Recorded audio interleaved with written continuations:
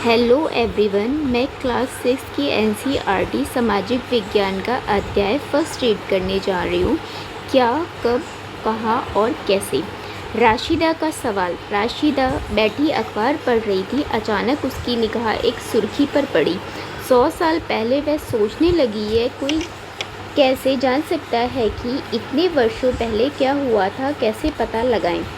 यह जानने के लिए कल क्या हुआ था। तुम रेडियो सुन सकते हो, टेलीविज़न देख सकते हो या फिर अखबार पढ़ सकते हो। साथ ही यह जानने के लिए कि पिछले साल क्या हुआ था, तुम किसी ऐसे व्यक्ति से बात कर सकते हो जिससे उस समय की स्मृति हो। लेकिन बहुत पहले क्या हुआ था, यह कैसे जाना जा सकता है। इस चैप्टर में एक लड़की है राशिदा। उसके दिमाग में एक ख्याल आ रहा है कि कुछ टाइम पहले या कुछ साल पहले क्या हुआ था, हम उसका पता कैसे लगा सकते हैं। तो उसी की यहाँ पर जानकारी प्राप्त करेंगे हम लोग। अतीत के बारे में हम क्या जान सकते हैं। अतीत मतलब पास्ट, और हम उसके बारे में क्या जान सकते हैं। अतीत के बारे में हम बहुत कुछ जाना जा सकता है, जैसे लोग क्या खाते थे, कैसे कपड़े पहनते थे, किस तरह के घरों में रहते थे। हम आखेटकों, शिकारियों, पशुपालकों, कृषकों, शासकों, व्यापारियों, पुरोहितों, शिल्पकारों, कलाकारों, साहित्यकारों, संगीतकारों या फिर वैज्ञानिकों के जीवन के बारे में जानकारियाँ हासिल कर सकते हैं। यही नहीं, हम यह भी पता लगा सकते हैं कि उस समय बच्चे कौन से खेल खेलते थे और कौन सी कहानियाँ सुना करते थे, कौन से नाटक देखा करते थे या फिर कौन कौन से गीत गाते थे। लोग कहाँ रहते थे। मानचित्र 1 में नर्मदा नदी का पता लगाओ। कई लाख वर्ष पहले से लोग इस नदी के तट पर रह रहे हैं। यहाँ रहने वाले आरंभिक लोगों में से कुछ कुशल संग्राहक थे जो आसपास के जंगलों की विशाल संपदा से परिचित थे। अपने भोजन के लिए वह जड़ों, फलों तथा जंगल के अन्य उत्पादों का यहीं से संग्रह किया करते थे। यह जानवरों का आखेट शिकार भी करते थे। अब तुम उत्तर पश्चिम की सुलेमान और कीकर पहाड़ियों का पता लगाओगे। इसी क्षेत्र में कुछ क्षेत्र स्थान हैं जहां लगभग 8 वर्ष पूर्व स्त्री पुरुषों ने सबसे पहले गेहूं तथा जौ जैसी फसलों का उपजाना आरंभ किया। उन्होंने भेड़, बकरी और गाय बैल जैसे पशुओं को पालतू बनाना शुरू किया। यह लोग गाँव में रहते थे। उत्तर पूर्व में गारो तथा मध्य भारत में विंध्य पहाड़ियों का पता लगाओ। यह कुछ अन्य ऐसे क्षेत्र थे जहाँ कृषि का विकास हुआ, जहाँ सबसे पहले चावल उपजाया गया। वह स्थान विंध्य के उत्तर में स्थित है। प्रीवियस पेपर में कुछ क्वेश्चंस आते हैं कि उत्तर पश्चिम में कौन सी पहाड़ियाँ का पता लगाते हैं। तो उसमें से सुलेमान और कीकर की पहाड़ियाँ। सबसे पहले फसल कौन सी उगाई गई, जौ और गेहूँ, वीट एंड जौ।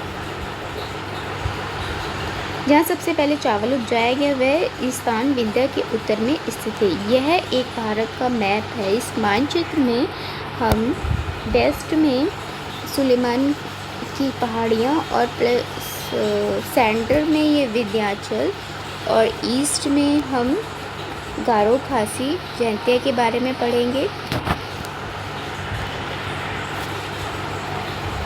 मानचित्र पर सिंधु तथा इसकी सहायक नदियों का पता लगाने का प्रयास करो। सिंधु और इसकी सहायक नदियाँ क्या होती हैं। जो एक नदी कई सारी नदियों के साथ जुड़ती है तो उसे सहायक नदियाँ कहते हैं। सहायक नदियाँ उन्हें कहते हैं जो एक बड़ी नदी से मिल जाती हैं और लगभग 4700 वर्ष पूर्व इन्हीं नदियों के किनारे कुछ आरंभिक नगर फले फूले।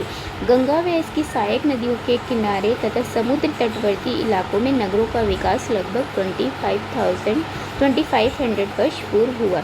गंगा तथा इसकी सहायक नदी सोन का पता लगाओ। गंगा के दक्षिण में इस नदी के आसपास का क्षेत्र प्राचीन काल में भगत, वर्तमान में इसे बिहार के नाम से जाना जाता है।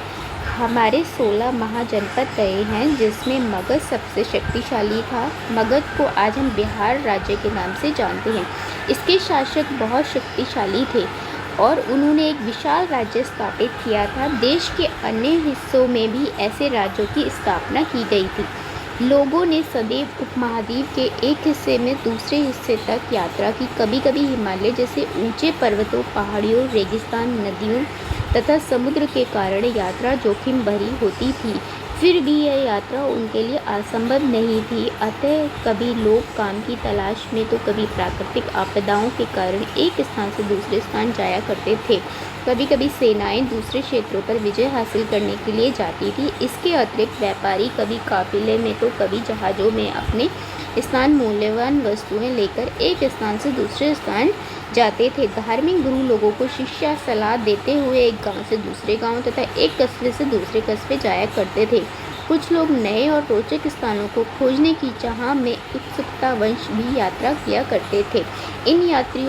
इन यात्राओं से लोगों को एक दूसरे के विचारों का और जानने का अवसर मिला। आज लोग यात्राएं क्या करते हैं? एक बार फिर से मानचित्र को देखें। पहाड़ियाँ, पर्वत और समुद्र इस उपमहाद्वीप की प्राकृतिक सीमा का निर्माण करते हैं। हालांकि लोगों के लिए इन सीमाओं को पार करना आसान नहीं था। जिन्होंने ऐसा चाहा वह ऐसा कर सके।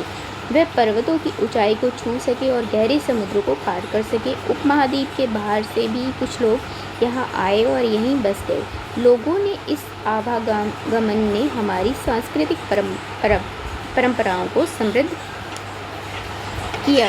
कई 100 वर्षों से लोग पत्थर को तराशने, संगीत रचने और यहाँ तक कि भोजन बनाने के लिए तरीकों के बारे में एक दूसरे के विचारों को अपनाते रहे। नेक्स्ट इस चैप्टर के हम नेक्स्ट टॉपिक में पढ़ेंगे देश के नाम। प्लीज़ मेरे चैनल को लाइक और शेयर कीजिए और कमेंट्स ज़रूर करना ये कैसा लगा आपको। Thank you.